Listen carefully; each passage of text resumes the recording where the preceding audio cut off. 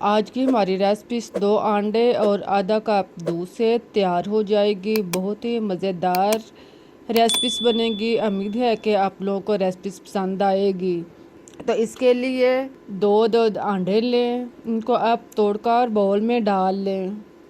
دونوں انڈوں کو ڈالنے کے بعد اب آپ اس میں کالی مرچ 1/4 چمچ پیسی ہوئی ڈال لیں، نمک آدھا چمچ شامل کر لیں، چینی 1 چمچ ڈال لیں۔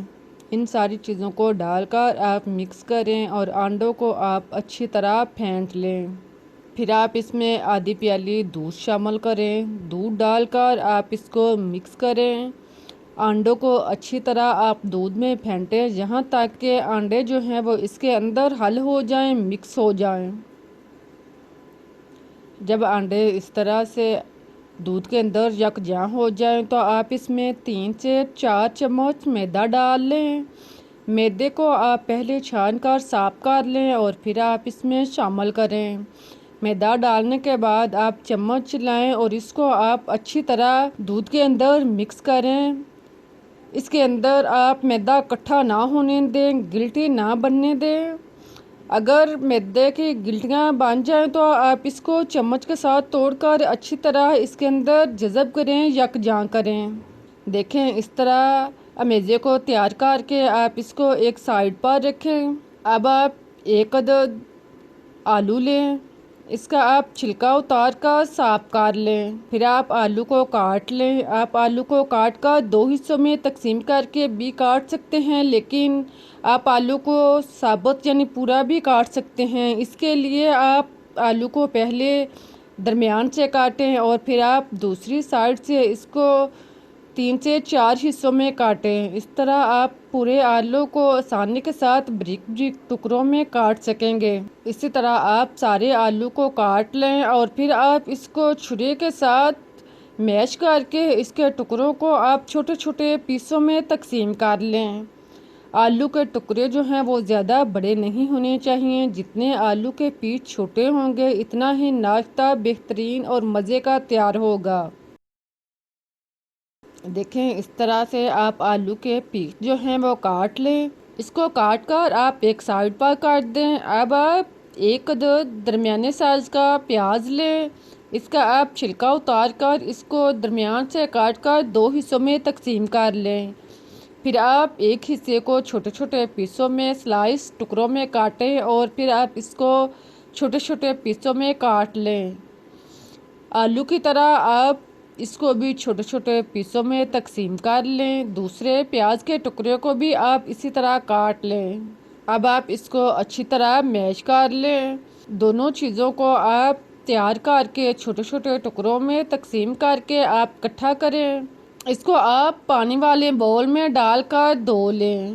اس کو آپ پانی میں 2 سے 3 دفعہ صاف کریں۔ اس کا آپ پانی 2 سے 3 دفعہ اتاریں اور پھر آپ اس کو جالی دار برتن میں الٹا کر اس کا پانی ریموو کر دیں اور اسے ایک سائیڈ پر رکھ دیں۔ ٹماٹر لیں 1 میڈیم سائز کا، اس کو آپ دھو کر صاف کر لیں پہلے اور پھر آپ اس کو بریک کاٹ لیں۔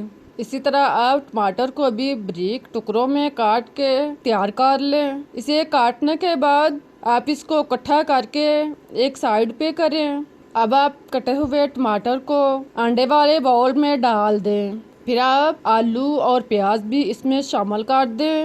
سرخ مرچ دانے دار آدھا چمچ ڈال لیں۔ اس کو ڈال کر آپ اسے اچھی طرح مکس کریں۔ ان ساری چیزوں کو آپ اچھی طرح مکس کریں اور نارمل سا امیزہ بنا لیں۔ اگر آپ کو ہری مرچ پسند ہے تو آپ 1 عدد ہری مرچ بریک کاٹ کے اس کے اندر ڈال سکتے ہیں، اگر نہیں پسند تو آپ چھوڑ بھی سکتے ہیں۔ ان سارے امیزے کو تیار کرنے کے بعد آپ ایک سائیڈ پہ رکھیں۔ یہ امیزہ جو ہے زیادہ گہرا نہیں ہونا چاہیے اور نہ ہی زیادہ پتلا ہونا چاہیے، اس طرح کا آپ تیار کریں۔ اب آپ چولہے پر پین یا توا رکھیں، اس کی سطح پر آپ تھوڑا سا آئل لگا لیں۔ پھر آپ تیار شدہ امیزے کو اس کے اندر ڈالیں۔ میزے کو آپ 2 حصوں میں کر کے اس میں ڈال سکتے ہیں۔ اس طرح بہترین جو ناشتہ ہے وہ تیار ہوگا۔ زیادہ موٹا نہیں بنے گا، اس کو آپ آدھا میزہ ڈال لیں اور آدھا آپ بچا کر ایک سائڈ پر رکھ دیں۔ اس کی سطح کو آپ ہموار کر لیں، اس کے آپ گول سی روٹی بنا لیں اور پھر آپ اس کو کور کر کے ڈھک کر تقریباً 5 سے 6 منٹ تک لو آنچ پر پکنے دیں۔ اس کے بعد آپ ڈھکن اوپن کریں، آپ دیکھیں اوپر سے روٹی جو ہے وہ خشک ہو چکی ہے۔ آپ اس کو ہلا کر الگ کر لیں، آپ سامنے کے ساتھ یہ الگ ہو جائے گا۔ اب آپ اس کو چینج کریں، آپ چمچ کے ساتھ بھی اس کو چینج کر سکتے ہیں یا آپ پلیٹ اس کے اوپر رکھ کر اس کو فولڈ کر کے اس کی سائڈ کو چینج کر سکتے ہیں۔ دوسری سائڈ سے بھی آپ اس کو 3-4 منٹ تک پکنے دیں، پھر آپ اس کو حرکت دے کر الگ کر لیں۔ اب آپ دوبارہ سے اس کی سائڈ چینج کریں، آپ دیکھیں دونوں سائڈ سے ناشتہ جو ہے وہ تیار ہو چکا ہے، براؤن ہو چکا ہے۔ جب اس طرح سے ناشتہ تیار ہو جائے تو آپ اس کو اتار لیں، اسے اتار کر ایک سائڈ پر رکھیں۔ اب آپ باقی بچا ہوا امیزہ بھی اس میں ڈال کر اس کا ناشتہ بنا لیں۔ اگر ضرورت محسوس ہو تو آپ اس کی سطح پر تھوڑا سا آئل اور لگا لیں۔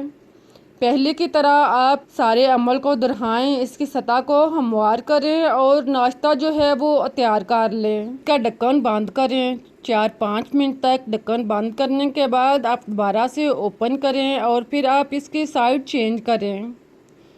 دوسری سائڈ سے بھی آپ اس کو ڈھک کر 3-4 منٹ تک پکنے دیں۔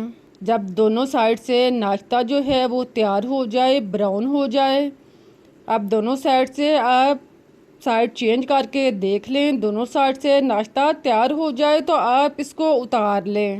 آپ دیکھیں دونوں پیس جو ہیں ہمارے پاس تیار ہو چکے ہیں، کتنا اچھا مزے کا اور ٹیسٹی ناشتہ جو ہے وہ تیار ہوا ہے۔ اس کو آپ چھوٹے چھوٹے پیسوں میں کاٹ لیں، مناسب سائز کے آپ اس کے پیس کاٹیں، آپ خود کھائیں، بچوں کو دیں۔ بہت ہی مزیدار اور ٹیسٹی ریسپی ہے، ایک دفعہ بنائیں گے تو انشاءاللہ دوبارہ بنانے پر مجبور ہو جائیں گے۔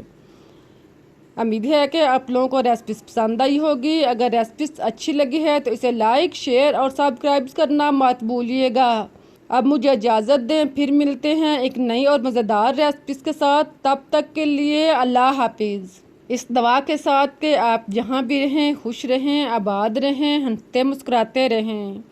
آپ دیکھیں کتنا اچھا بہترین ناشتہ جو ہے وہ تیار ہوا ہے۔ اس کو آپ کاٹیں چھری کے ساتھ، کانٹے کے ساتھ، مزے سے نوش فرمائیں۔